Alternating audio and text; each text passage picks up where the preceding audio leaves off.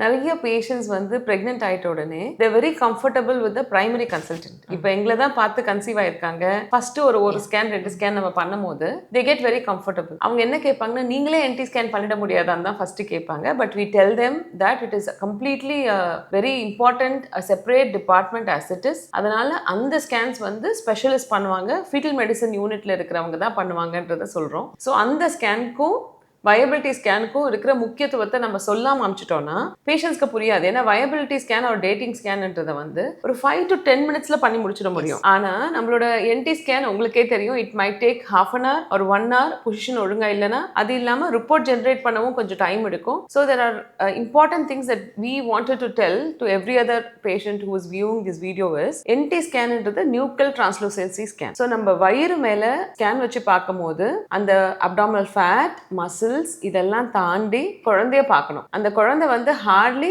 3 to 4 centimetre ஒரு 6 centimetres இருப்பாங்க. கொஞ்சம் டைம் எடுக்கும், கொஞ்சம் ப்ரெஷர் ஜாஸ்தியா இருக்கும். பர்டிகுலர்லி ஐவிஎஃப்ல கன்சீவ் ஆயிருக்கும் போது அவங்க வயிற்றுல கொஞ்சம் இன்ஜெக்ஷன்ஸ் ஏதாவது போட்டிருந்தாங்கன்னா இன்னும் அழுத்தி பார்க்கும்போது இன்னுமே அவங்களுக்கு பயமா இருக்கும். Because it's a very precious pregnancy.